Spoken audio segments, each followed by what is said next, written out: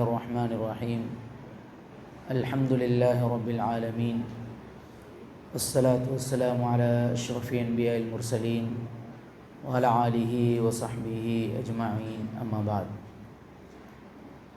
فأعوذ بالله من الشيطان الرجيم بسم الله الرحمن الرحيم وإذا سألك عبادي أني فإني قريب أجيب دعوة داعي إذا دعان சதகல்லாஹ். அல்லாஹுக்கு சுப்ஹானஹு தஆலா அவனுடைய பேருபகாரம் இந்த ரமலானுடைய காலப்பகுதியில் பகலில் நோன்பு நோக்கக்கூடிய வாய்ப்பையும் சந்தர்ப்பத்தையும், இரவு காலங்களில் எங்களால் முடியுமான அளவு இபாதத்துகளை செய்யக்கூடிய சந்தர்ப்பத்தை அல்லாஹ் எங்களுக்கு தந்திருக்கிறான். உண்மையில் இது அல்லாஹுடைய இரக்கம், அன்பு, பாசத்தினுடைய வெளிப்பாடு. இபாதத்துகள் செய்கிறது என்பது சாதாரணமாக ஒரு மனிதனுடைய விருப்பத்தின் பேரால் நடக்கிற ஒரு விஷயம் இல்லை. ஒரு இபாதத்தை, ஒரு தஸ்பீஹா அல்லது ஒரு தொழுகையை, ஒரு திலாவத்தை ஒரு மனிதன் தான் விரும்பி செய்துவிட முடியாது. அல்லாஹுக்கு சுப்ஹானஹு தஆலாவுடைய தௌஃபீக், பேரருள், இரக்கம், அவனுடைய ரஹ்மத் தேவை ஒரு இபாதத்தை செய்கிறது, ஒரு சுப்ஹானல்லாஹ்வை சொல்லிக் கொள்றதுக்கு. அதனால தான் எங்களுடைய மார்க்கம் ஒரு மனிதனுடைய அனைத்து செயற்பாடுகளும் அல்லாஹுடைய நாட்டத்தின் பிரகாரம் நடந்தேறுகிறது. ஆக அல்லாஹுடைய இரக்கம்தான், அன்புதான் அல்லாஹ் எங்களுக்கு இந்த வாய்ப்பை நசீபாக்கி இருக்கிறான். அன்பானவர்களே, நாம் ரமலானுடைய காலப்பகுதியில் இருந்து கொண்டிருக்கிறோம். அதை நாம் அடிக்கடி ஞாபகம் செய்து கொள்வதற்கான காரணம் என்னென்றா, ரமலான் என்பது உண்மையிலே அல்லாஹ் சிறப்புப்படுத்திய, விசேஷப்படுத்திய, கண்ணியப்படுத்திய ஒரு காலம். இந்த ரமலான் வெறுமனே அது நோன்போடு, பசி தாகத்தோடு எங்களை கடந்து செல்லக்கூடிய ஒன்றல்ல. அல்லாஹுக்கு சுப்ஹானஹு தஆலா ரமலானை சில இபாதத்துகளோடு அடிப்படையாக குறிப்பிட்டு பேசுகிறான். அதில் மிக முக்கியமாக ரமலான் என்பது குர்ஆனுக்குரிய காலம் என்கிறான். ரமலான் என்பது தொழுகைக்குரிய காலம் என்கிறான். ரமலான் என்பது நரகத்திலிருந்து பாதுகாப்பு தேடுகின்ற காலம். ரமலான் என்பது சொர்க்கத்தை நாம் அல்லாஹ்விடத்தில் கேட்கின்ற காலம். அன்பானவர்களே, இதுபோன்று ரமலானை அல்லாஹ் குர்ஆனில் பேசுகின்ற பொழுது மிக மிக முக்கியமாக ஒரு மனிதன் தன்னுடைய வாழ்க்கையில் தவிர்ந்திருக்க முடியாத ஒரு விடயத்தை அல்லாஹ் சொல்லுகிறான். அன்பானவர்களே, நோன்பை பற்றி பேசிக்கொண்டிருக்கின்ற அல்லாஹ் குர்ஆனில் ரமலானுடைய ஆயத்தை, ரமலானுடைய விளக்கத்தை அல்லாஹ் குர்ஆனில் சொல்லுகின்ற பொழுது ஏறத்தாழ ஒரே இடத்தில் அல்லாஹ் 5 ஆயத்துகளில் ரமலானை பற்றி பேசுகிறான். அந்த 5 ஆயத்துக்களுக்கும் இடையில் அல்லாஹ் வைதா சஅலக இபாதி அன்னி ஃபஇன்னி கரீப் உஜீபு தஅவத தாஇ இதா தஆன். அல்லாஹ் சொல்லுகிறான், என்னுடைய அடியான் நபியே, உங்களிடத்தில் வந்து அல்லாஹ் எங்கிருக்கிறான் என்று கேட்டால், என்னை பற்றி கேட்டால், வைதா சஅலக இபாதி அன்னி, என்னை பற்றி கேட்டால் நபியே நீங்க சொல்லுங்க, இன்னி கரீபுன், நான் அந்த அடியானுக்கு மிக நெருக்கமாக இருக்கிறேன். உஜீபு தஅவத தாஇ இதா தஆன், அந்த அடியான் என்னை அழைத்தால் அந்த அழைப்பானருக்கு நான் பதில் கொடுக்க காத்து கொண்டிருக்கிறேன், அவனுடைய அழைப்புக்கு பதிலளிக்க காத்திருக்கிறேன். அல்லாஹ் எங்களுடைய அழைப்பை எதிர்பார்த்து கொண்டிருக்கிறான். அதுவும் ஏன் அல்லாஹ் இந்த ரமலானுடைய நோன்பை பற்றி பேசுகின்ற பொழுது இந்த ஆயத்தை ஏன் சொல்ல வேண்டும் என்றால், தஃப்சீருடைய உலமாக்கள் ஒரு தெளிவான ஒரு விளக்கத்தை சொல்றாங்க. லிகுல்லி சாயிமின் தஅவத்துன் முஸ்தஜாப், ஒவ்வொரு நோன்பாளிக்கும் அல்லாஹ் ஒரு ஏற்றுக்கொள்ளப்படக்கூடிய துஆவை வைத்திருக்கிறான், ஒரு ஏற்றுக்கொள்ளக்கூடிய ஒரு தஅவத்தை வைத்திருக்கிறான். நபி அவர்கள் சொன்னார்கள், 3 பேருடைய பிரார்த்தனையை அல்லாஹ் தட்டமாட்டான். ஒரு வாலிமுடைய அநியாயம் இழைக்கப்பட்டவனுடைய பிரார்த்தனையை அல்லாஹ் தட்டமாட்டான். அன்பானவர்களே, அதில் அந்த தோரணையில் அல்லாஹ் சொல்லுகின்ற பொழுது நபி அவர்கள் சொன்னார்கள், ஒரு சாயிமுடைய ஒரு நோன்பாளியுடைய துஆவை அல்லாஹ் நிச்சயமாக அவன் தட்டுவதில்லை. 3வது சொன்னார்கள், ஒரு முசாஃபிருடைய துஆ, ஒரு பிரயாணியுடைய துஆ, இந்த 3 பேர்களுடைய துஆவும் தட்டப்படாது என்றார்கள். அன்பானவர்களே, இதில் நபிகள் நாயகம் ஸல்லல்லாஹு அலைஹி வஸல்லம் ஒரு சாயிம் நோன்பாளி, நாம் நோன்பு காலத்தில் இருக்கிறோம், ரமலானுடைய காலத்தில் இருக்கிறோம். விசேஷமாக இந்த ரமலான் என்பது எங்களை தாகம் பசியோடு கடந்து செல்லுகின்ற ஒரு காலம் அல்ல. இது எங்களை சுத்தப்படுத்தி பரிசுத்தப்படுத்தி எங்களுடைய ஆன்மாவை கழுவி நாளை இந்த ரமலான் முடிந்து 11 மாதங்களிலும் ஷைத்தானோடும் நஃப்ஸோடும் நாங்கள் போரிட இருக்கிற ஒரு பயிற்சி களமாக இந்த ரமலான் எங்களை மாற்றி அமைக்க வேண்டும். அது மாற்றிக்கொண்டிருக்கிறது. அன்பானவர்களே, இந்த ரமலானில் ஷைத்தானுக்கு விலங்கிடப்பட்டிருக்கிறது. அல்லாஹ் எங்களை ஒரு போர்க்களத்தில் பயிற்சிக்காக இறக்கி வைத்திருக்கிறான். நாளைய மைதானம் ஷைத்தானோடும் நஃப்ஸோடும் எங்களுடைய ஆசை வாசங்களோடும் இன்னொரு தேவைகளோடும் பல சிந்தனைகளோடும் இன்னும் 11 மாதங்களில் நாம் போரிட வேண்டியிருக்கிறது. அந்த போராட்டத்திற்கான தயாரிப்பன்பானவர்களே, நாளை நாம் தொழிலோடு இருப்போம், குடும்ப தேவையோடு இருப்போம், கஷ்டம் பிரச்சனையோடு இருப்போம். அந்த நேரம் எங்களின் தொழுகையின் நிலைப்பாட்டை இந்த ரமலான் உறுதி செய்ய வேண்டும். எங்களுடைய இன்னொரு அமலை, குர்ஆன் திலாவத்தை இந்த ரமலான் உறுதி செய்ய வேண்டும். எங்களுடைய துஆ பிரார்த்தனையை இந்த ரமலான் உறுதி செய்ய வேண்டும். எங்களுடைய இஸ்திக்ஃபார் தௌபாவை இந்த ரமலான் உறுதி செய்ய வேண்டும். அதனால தான் ரமலான் ஒரு பயிற்சி களம் என்று சொல்லுவது.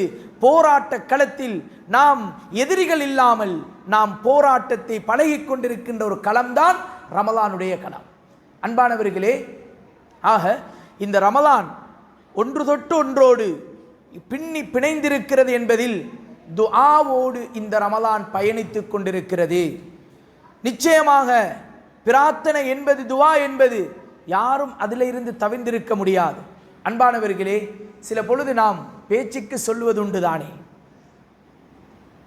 நாம் ஒரு நேரம் தொழுகைகளை தவற விடுவோம், நோன்பை தவறவிட்டவர்கள் இருக்கிறார்கள், ஹஜ்ஜு கடமையாகும் ஹஜ்ஜு செய்யாதவர்கள் இருக்கிறார்கள், ஜகாத்தை கொடுக்காதவர்கள் இருக்கிறார்கள். இவர்களுக்கு மார்க்கத்தில் பங்கிருக்கிறதா இல்லையா என்பது மறுபக்கம் இருக்க, நிச்சயமாக அவர்கள் பிரார்த்தனையில் இருந்து விடுபட்டிருக்க மாட்டார்கள். துஆ, அல்லாஹ்விடம் இறைஞ்சுதலிலிருந்து விடுபட்டிருக்க மாட்டார்கள். அவருக்கு தொழுகை இல்லாட்டிலும் அல்லாஹ்ட்ட துஆ செய்வார். தன்னுடைய இறை நம்பிக்கை, இறையை அழைப்பார். அதுதான் பிரார்த்தனை, அதுதான் துஆ. அன்பானவர்களே, அந்த துஆ ஒவ்வொரு மனிதனுக்கும் அவசியமானது, முக்கியமானது. இந்த ரமலானுடைய காலம் துஆவை நாம் ஆயுதமாக எடுத்துக்கொள்ள வேண்டும். நபிகள் நாயகம் ஸல்லல்லாஹு அலைஹி வஸல்லம் அவர்கள் சொன்னார்கள், அத்துஆ ஹுவல் இபாதா, துஆ என்பது ஒரு இபாதத் என்றார்கள். அத்துஆ முகுல் இபாதா, துஆ என்பது, பிரார்த்தனை என்பது ஒரு இபாதத்தின் அடிப்படை என்றார்கள். மிக முக்கியமான ஒரு கருப்பொருள் என்றார்கள். ஆக துஆ என்பது தனிய ஒரு இபாதத்.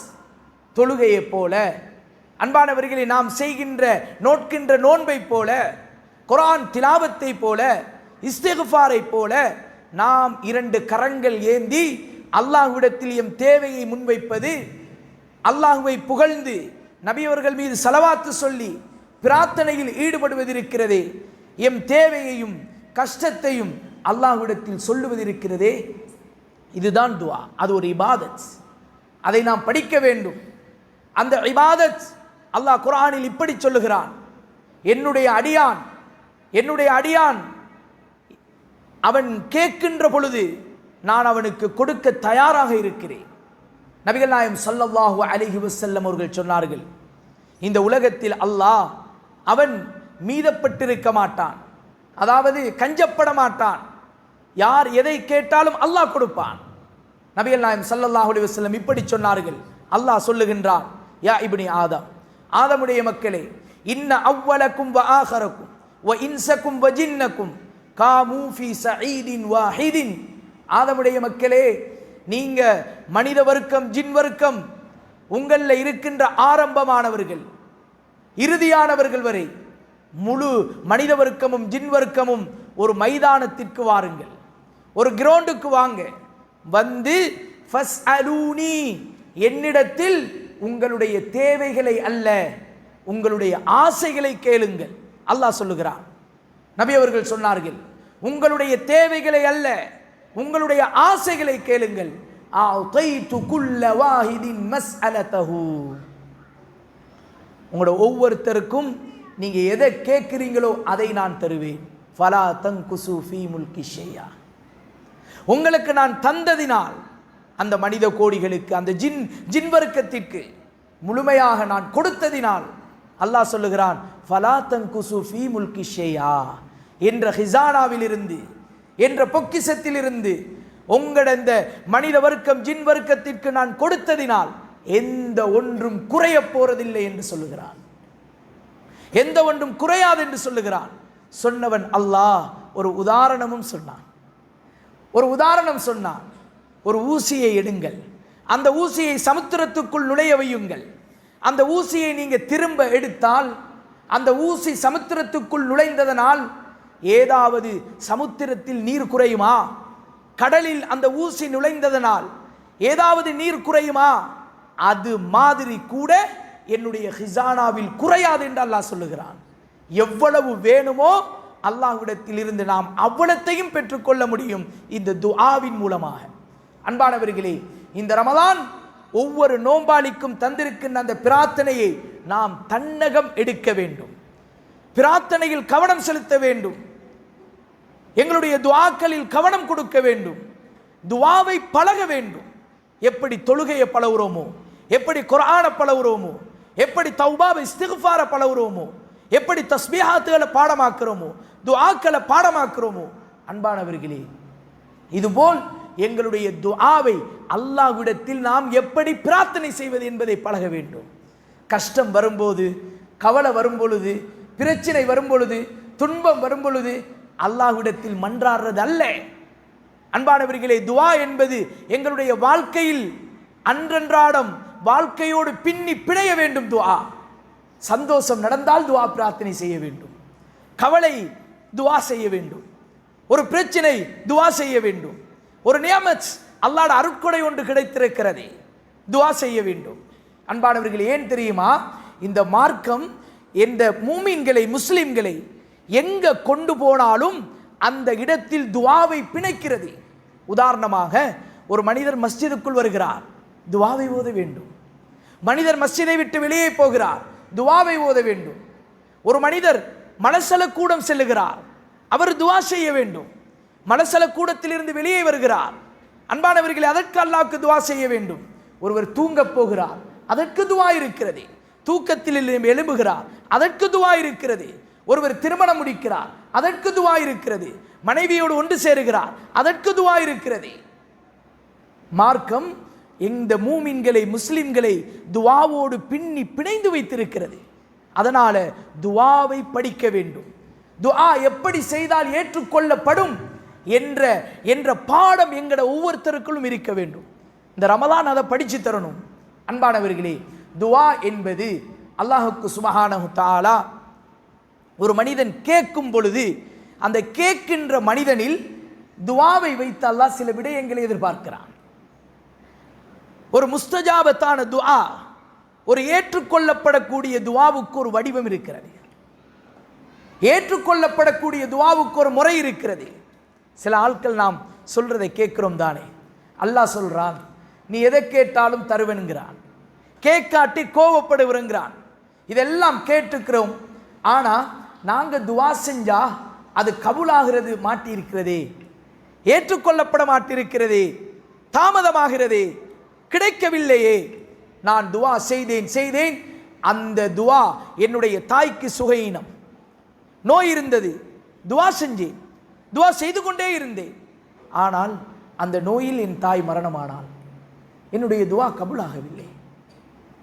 நான் துவா செய்தேன், பிரார்த்தனை செய்தேன், அந்த துவாவின் விருட்சம் கேட்டுக்கொண்டே இருந்தேன், இன்னும் கடன் பிரச்சனை தீரவில்லையே, அந்த கடனோடே நான் இருக்கிறேன். நான் துவா செய்து கொண்டே இருக்கிறேன், வீட்டில் ஒரு குமர் இருக்கிறது, ஒரு பெண் பிள்ளை இருக்கிறது, திருமணம் முடித்து வைக்க வேண்டும் என்று துவா செய்து கொண்டிருந்தேன், இன்னமும் அதற்கு ஒரு பதில் கிடைக்கவில்லையே. அன்பானவர்களே, அடுத்த பக்கம் அல்லாஹ் என்ன சொல்லுகிறான்?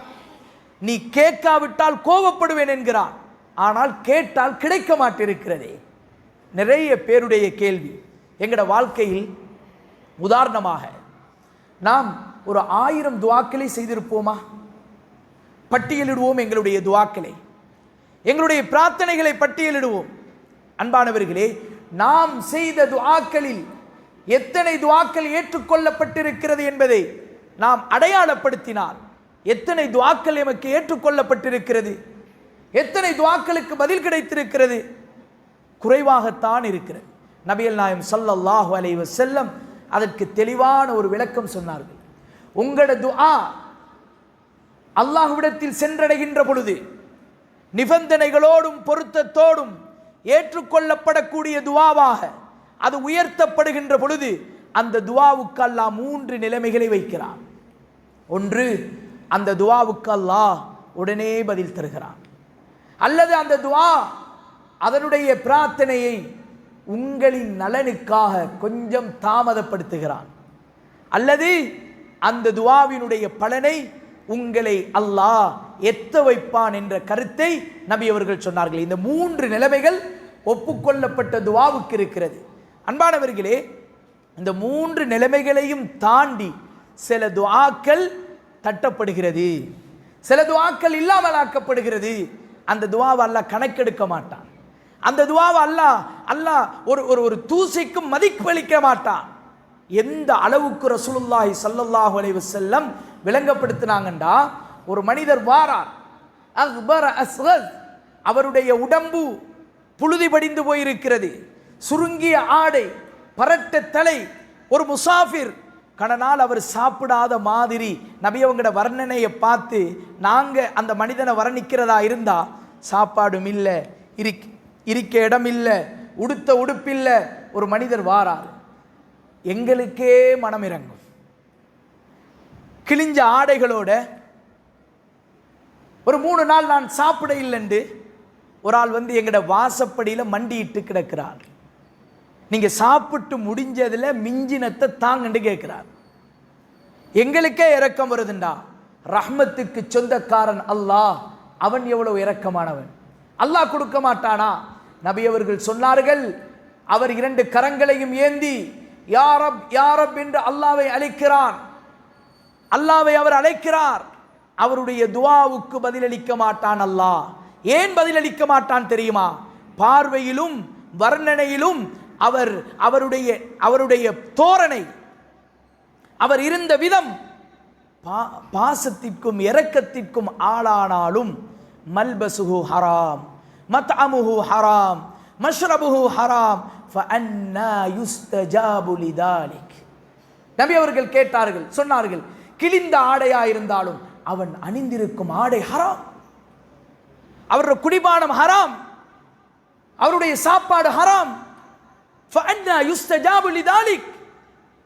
ஹராத்தோடு இருக்கின்ற பொழுது அல்லாஹ் எப்படி பதில் அளிப்பான்? அல்லாஹ் எப்படி பதில் கொடுப்பான்?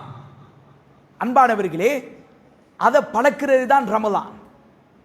அல்லாஹ் செய்வதற்கு அனுமதி அளித்த, செய்ய முடியும் என்று ஹலாலாக்கியதை நாம் ரமலான் என்று நோன்புக்காக வேண்டி அதை நாம் அல்லாஹ் ஹராமாக்கி இருக்கிறான் என்பதற்காக சாப்பிடாமல் இருக்கிறோம். சாப்பாடு ஹராம் இல்லை, நோன்பு வந்தால் சாப்பிட வேண்டாம் என்று சொல்லுகிறான். ஹலாலையே நாம் தவிர்த்திருக்கிறோம். நோன்பு காலங்களில் குடும்பத்தோடு சேர வேண்டாம் என்றான். மனைவியோடு அல்லாஹ் அந்த உறவை கொஞ்சம் தள்ளி இருக்க சொன்னான் நோன்போடு. ஈராக் காலங்களில் ஹலாலாக்கப்பட்டிருக்கிறது.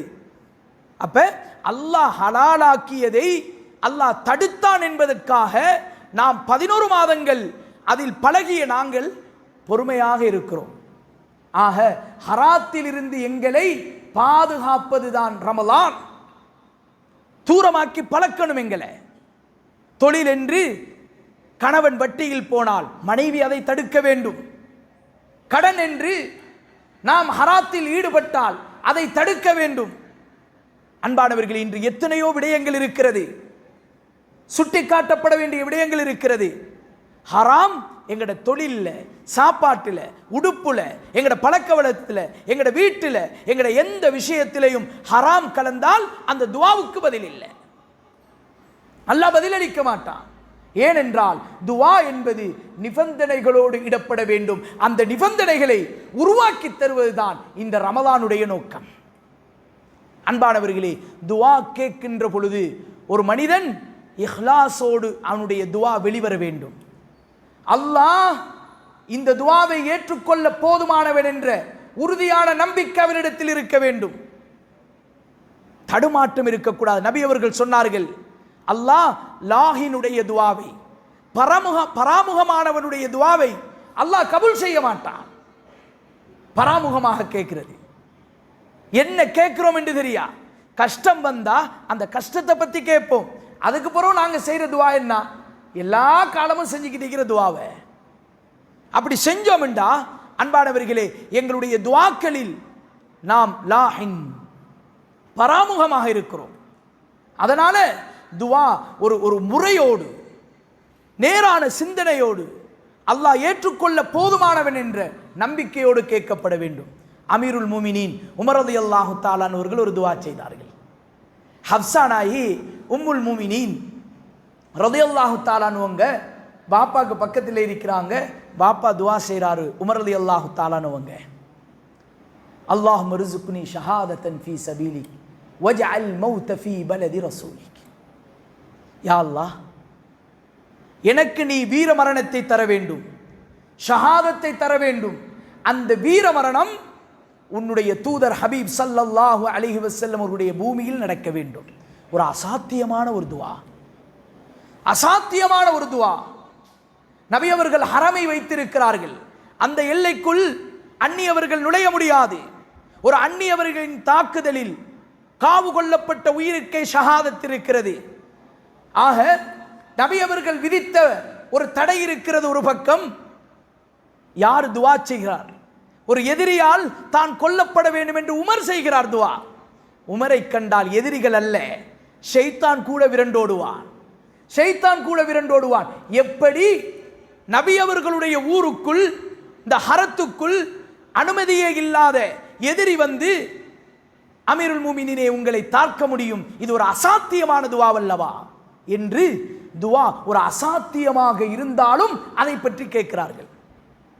அமீருல் முமினீன் அல்லாஹ்வின் மீது கொண்ட அந்த நம்பிக்கை, துவாவின் மீது கொண்ட உறுதி, ஒவ்வொரு துவாவின் பின்னாலும் உறுதி இருக்க வேண்டும்.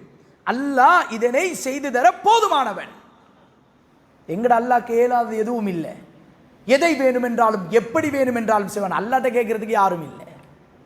அவங்களோட நம்பிக்கையின் விளைவு என்ன தெரியுமா? சுபுகு தொழுகை. நபி அவர்களுடைய ஊரில் அல்ல, ஃபீ பலதி ரசூலிக் என்று துவா செய்தார்கள். நபி அவர்களுடைய ஊரில் இல்லை, நபி அவர்கள் தொழுத மஸ்ஜிதில், நபி அவர்கள் தொழுவித்த முசல்லாவில், தொழுகையுடைய நேரத்தில், சுபுகுடைய நேரத்தில். அன்பானவர்களே, தொழுகையில் அல்லாஹ் வீர மரணத்திற்கான காரணத்தை உருவாக்கினான். நம்பிக்கை வேண்டும், துஆவுல யகீன் வேண்டும், உறுதியான நம்பிக்கை வேண்டும். ஏனோ தானோண்டு நடக்குமா இல்லையா, இன்னொரு ஆப்ஷன், இன்னொரு திட்டம், ஆனா துஆ. அன்பானவர்களே, இல்ல, துஆ என்பது இஹ்லாஸ், நம்பிக்கையோடு நடக்க வேண்டும். துஆவில் எதிர்பார்க்கப்படுகின்ற விடயம். அன்பானவர்களே, துஆவில் விசேஷம் என்ன தெரியுமா? நாம் நிறைய பேர் அதிலிருந்து நிறைய பேர் தோத்து போகிற இடம் என்ன தெரியுமா? ஒரு தேவை வந்தா அந்த தேவைக்கு நாம் செய்கிற துஆ ஒன்று இருக்குது. அந்த தேவையை நிமிர்த்தம் அடையாளப்படுத்தி ஹபீப் ஸல்லல்லாஹு அலைஹி வஸல்லம் எங்களுக்கு கற்றுத்தந்த துஆக்களும் இருக்கிறது. உதாரணமாக, எங்களுக்கு ஒரு கடன் பிரச்சனை, கஷ்டப்படுறோம், கடன் இல்லை, கடன் பிரச்சனையின் போது நம்ம எப்படி துஆ செய்வோம்? யா அல்லாஹ், என்ற கடன் பிரச்சனை இருக்குது, கஷ்டம் இருக்குது, இந்த கடனை நீக்கு. ஆனால் கடன் வருகின்ற பொழுது நாம் அப்படி துஆ செய்வது தவறல்ல. அந்த முறைகளை பார்க்கின்ற பொழுது ஹபீபுடைய முறை மிகவும் சிறந்தது. ரசூலுல்லாஹி ஸல்லல்லாஹு அலைஹி வஸல்லம் மஸ்ஜிதுக்குள்ள வாராங்க. சுருக்கமாக சொல்லுகிறேன் அந்த ஹதீஸை. மஸ்ஜிதுக்குள்ள ரசூலுல்லாஹ் வருகிறார்கள். மிம்பருக்கு அருகாமையில் ஒரு சஹாபி அழுது கொண்டிருக்கிறார். ரசூலுல்லாஹ் நேரா வந்தாங்க. அந்த சஹாபியுடைய தோளை தட்டினார்கள். அபு உமாமத்துல் பாஹிலி ரலியல்லாஹு தஆலா அவர்கள், தோழரே என்ன விடயம் என்றார்கள். சொன்னாங்க, யா ரசூலல்லாஹ், லஸிமத்னியல் ஹுமூமு வத்துயூன், கடனும் கவலையும் ஆட்கொண்டது, வீதிக்கு இறங்க இயலாது யா ரசூலல்லாஹ், யார முகத்திலே முழிக்க இயலா, கடன் கவலை உள்ளவெல்லாம் பிச்சு கொள்ற மாதிரி, ஒன்றும் செய்ய இயலாது, பிசினஸும் கை கொடுக்குதில்லை, சப்போர்ட்டுக்கும் ஆள் இல்லை, தூக்கி விடுறதுக்கும் உத்தரம் இல்லை, என்ன செய்யறென்று தெரியா யா ரசூலல்லாஹ். அழுது கொண்டிருக்கிறார்கள், விம்மி விம்மி அழுதார்கள். அந்த நிகழ்வை பதிவு செய்யும் ஆசிரியர்கள் அந்த நிகழ்வுக்கு பின்னால் குறிக்கும் விஷயம் என்ன தெரியுமா? அவர்களின் அழுகையின் நிமித்தம் தான் அந்த நேரம் வகியை சுமந்து கொண்டு ரசூலுல்லாவை அந்த மஸ்ஜிதுக்குள் வர வைத்தது. அந்த அழுகையின் நிமித்தம் தான் மஸ்ஜிதுக்குள் ரசூலுல்லாவை வர வைத்தது. அன்பானவர்களே, நபி அவர்கள் கை காட்டினால் அவரின் கடனை அடைக்கும் தொகையை மட்டுமல்ல, ரசூலுல்லாவுடைய சைக்கிணைக்கு சந்திரன் இரண்டாக பிளந்தது என்று கேள்விப்பட்டோம் தானே. ரசூலுல்லாஹ் சைக்கிணை செய்தால் பணத்தை அல்ல, பொருளை அல்ல, உயிரை கொடுக்க தயங்க மாட்டார்கள் உத்தம சஹாபாக்கள்.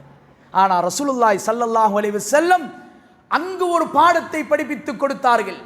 ஒவ்வொரு நோம்பாளிகளுக்கும், ஒவ்வொரு மூமின்களுக்கும், ஒவ்வொரு முஸ்லிமுக்கும் ரசூலுல்லாஹி ஸல்லல்லாஹு அலைஹி வஸல்லம் உலகமயப்படுத்தப்படும் ஒரு பாடம் அங்கு நடந்தது.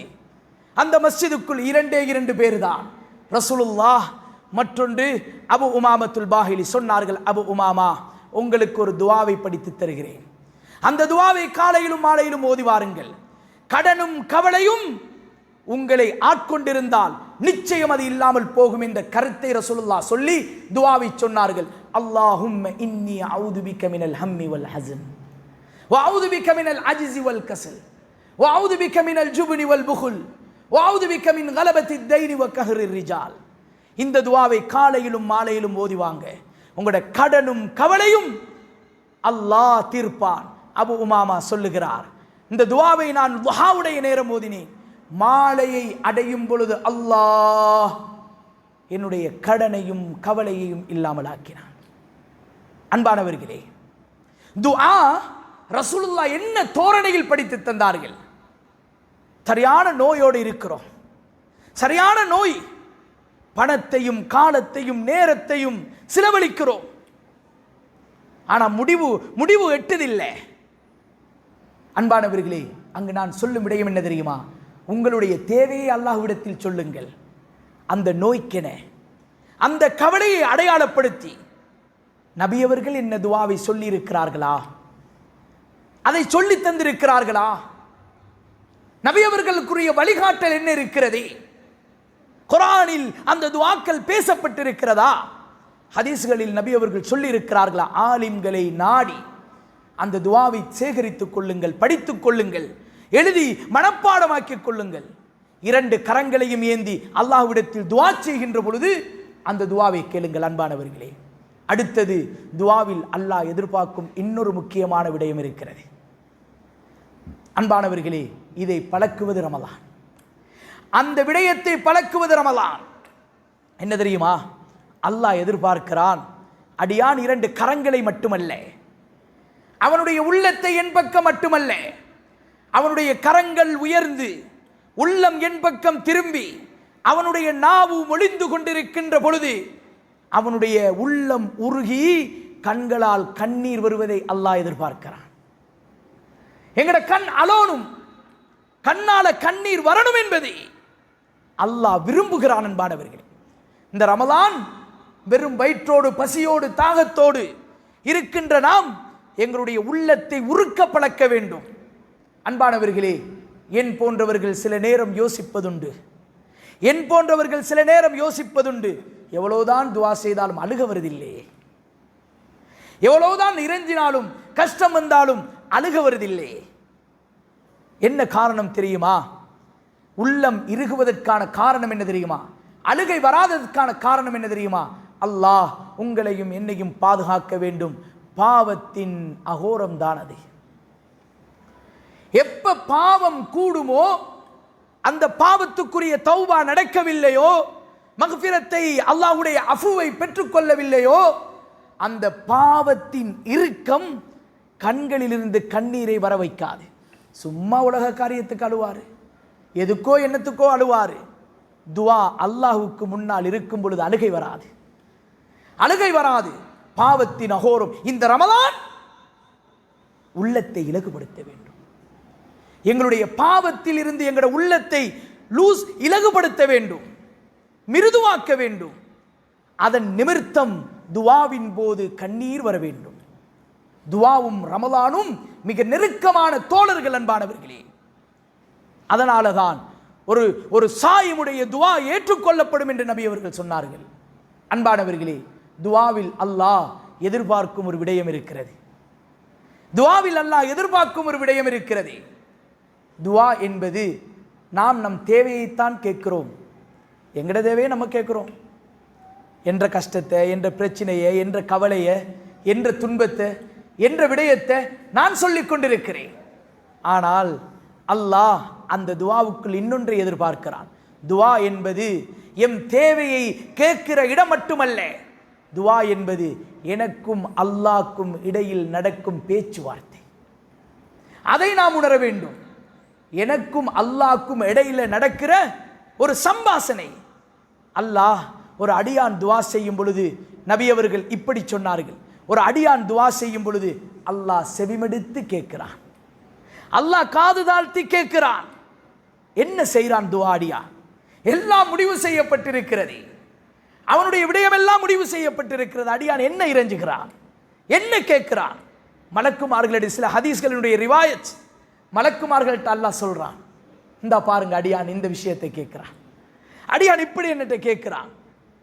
அன்பானவர்களே, சில இடங்களில் ஹதீசுகளில் அல்லாஹ் இப்படி சொல்லி அனுப்பியிருக்கிறான், சொல்லுங்கள் அந்த அடியானிடத்தில் அவன் எதை கேட்டாலும் நான் கொடுப்பேன் என்று சொல்லுங்கள். ஏன் தெரியுமா? அவன் என்னோடு பேசுகிறான். அன்பானவர்களே, வாய்ப்புகளை நாம் உருவாக்க வேண்டும். அந்த வாய்ப்புகளை பெற்றுத் தருவதுதான் இந்த ரமலான். வாய்ப்புகளை பெற்று அழுவதற்கான வாய்ப்பை இந்த ரமலான் உருவாக்கி தருகிறது. அல்லாஹ்வோடு பேசுவதற்கான சந்தர்ப்பத்தை உருவாக்கி தருகிறது. நாம் அல்லாஹ்வோடு பேச வேண்டும். ஒரு சாயும் நோன்பாளிக்கு துவாக்கள் ஏற்றுக்கொள்ளப்படுவதற்கான சிறந்த நேரம் எது தெரியுமா? அன்பானவர்களே, நாம் வேலையில் ஆழ்ந்திருக்கிற, பேச்சுக்களில் ஆழ்ந்திருக்கிற சந்தர்ப்பங்கள் சஹருடைய நேரம். அன்பானவர்களே, உங்களுக்கு என்னமும் தேவையா? உங்களோட பாவத்தை நான் மன்னிக்கணுமா? உங்களுக்கு கடனா, கவலையா, கஷ்டமா, துன்பமா, நோயா, நொம்பலமா? சஹருடைய நேரம் ஒரு மலக்கை அல்லாஹ் அனுப்புகிறான் முதல் வானத்திற்கு. என்ன வேணுண்டாலும் கேளுங்க, உங்களுக்கு நான் தாரேன். அந்த நேரம் தூக்கத்திலோ அல்லது சாப்பாட்டிலோ ஏதோ ஒரு இன்னொரு வேலையில் கழிக்காமல் துவாவுக்காக அந்த நேரத்தை கொடுக்க வேண்டும் ஒரு நோன்பாளி. அன்பானவர்களே, இஃப்தாருடைய நேரம் துவா கபூல் செய்யப்படும் நேரம். உனக்காக தாகம் பசியோடு இருந்தேன் யா அல்லாஹ், இப்ப நீ நோன்பு திறக்க சொல்லுகிறாய், நோன்பையும் திறக்கிறேன் யா அல்லாஹ், என்னுடைய துவாவை ஏற்றுக்கொள். அல்லாஹ் துவாவை ஏற்றுக்கொள்ற நேரம் இஃப்தாருடைய நேரம். அன்பானவர்களே, ஒரு நோன்பாளி சஹர் இஃப்தாருடைய நேரம் தவிர இடைப்பட்ட நேரம் கடுமையான வெயில், கஷ்டப்படுகிறான், நாக்கெல்லாம் வறண்டு போகிறது, தண்ணி இருக்கிறது குடிக்க இல்லை, சாப்பாடு இருக்கிறது சாப்பிட மாட்டிருக்கிறார், தேவை இருக்கிறது, தேவையை நிறைவேற்றிக் கொள்ள அதற்குரிய வசதி இருக்கிறது, நிறைவேற்ற மாட்டார். ஏன் தெரியுமா? தான் ஒரு நோன்பாளி. அல்லாஹ் அந்த நேரத்தில் செய்யும் துவாவை ஏற்றுக்கொள்வார். பகலுடைய நேரங்களில் துவா செய்யுங்கள், அல்லாஹ்விடத்தில் பகல் நேரங்களில் துவா செய்யுங்கள். அன்பானவர்களே, துவாவுக்காக அல்லாஹ் உருவாக்கி தந்ததுதான் இந்த இரா தொழுகை. துஆவுக்காக உருவாக்கி தந்த ஒரு சாதனம். ரசூலுல்லாஹி ஸல்லல்லாஹு அலைஹி வஸல்லம் நிறைய விடயங்களை ஒரு தொழுகைக்கு பின்னால் பெற்றுக்கொள்வார்கள். கியாமுல் லைல், தராவிஹுடைய தொழுகை, இதோ தொழுது உட்கார்ந்து கொண்டிருக்கிறோம். துஆவை படிக்க வேண்டும் என்ற ஆர்வத்தோடு கேட்டுக்கொண்டிருக்கிறோம். தொலை இல்லையே என்ற கவலையோடு வீடுகளில் இருந்து கொண்டு நாம் இதை கேட்டுக்கொண்டிருக்கிறோம். அன்பானவர்களே, அந்த கவலையின் நிமித்தம் அது காரணம் சரியாக இருந்தால் அந்த துஆவையும் அல்லாஹ் கபூல் செய்வான். அல்லாஹ் அந்த துஆவையும் ஏற்றுக்கொள்வான். ஒரு நோன்பாளிக்கு அல்லாஹ் வைத்திருக்கும் நேரம். ஒரு நோன்பாளி, நபி அவர்கள் நோன்பு காலங்களில் தர்மத்தை பழக்கினார்கள். ஏன் தெரியுமா? தர்மத்தின் பின்னால் செய்யும் துஆ கபூலாகும். ஒரு நோன்பாளி தர்மம் செய்கின்ற பொழுது தர்மத்தின் பின்னால் கேட்கிற துஆ கபூலாகும். அன்பானவர்களே, துஆ கபூலாகும், நோன்பாளிக்கு கபூலாகும் நேரம் இருக்கிறது. அதை படியுங்கள். துஆவில் கவனம் செலுத்துங்கள். துஆவுக்கான வாய்ப்பை ஏற்படுத்துங்கள். துஆவுக்கான சந்தர்ப்பத்தை ஏற்படுத்துங்கள். நேர காலங்களை வீணாக்க வேண்டாம். துஆ கேட்பதற்கு எந்த நிலையில் துஆ பிரார்த்தனை அதிகமாக கபூலாகும் தெரியுமா? நபி அவர்கள் சில இடங்களை அடையாளப்படுத்தினார்கள். சுஜூதுடைய நேரம், நீங்கள் அல்லாஹ்வோடு மிச்சம் நெருக்கமாக இருக்கும் நேரம். இரவுல நீங்க சுஜூதில் இருக்கிறீர்கள். இரவு சுஜூது, இந்த ரெண்டு நேரமும் உங்களுடைய உள்ளத்திலிருந்து அல்லாஹ்வின் இரக்கத்தையும் அன்பையும் வெளிப்படுத்தும் பொழுது உங்களுடைய கண்ணிலிருந்து வருகிறதே அந்த கண்ணீர் நரகத்தின் நெருப்பை அணைக்கும் என்ற கருத்தை நபி அவர்கள் சொன்னார்கள். இந்த உலகத்தின் காரியத்தை அல்லாஹ் நிறைவேற்றி தரமாட்டானா? அதனால் அன்பானவர்களே, சுஜூதிலிருந்து துஆ செய்யுங்கள். எல்லாத்தையும் சொல்லுங்கள். அல்லாஹ்வுக்கு இயலாது எதுவும் இல்லை.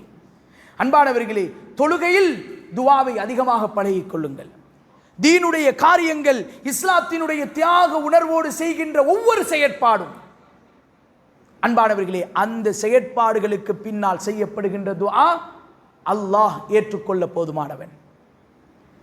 அதானுக்கு பின்னால் செய்யப்படுகின்ற துஆ, அதானுக்கும் இக்காமத்துக்கும் இடையில் செய்யப்படுகின்ற துஆ.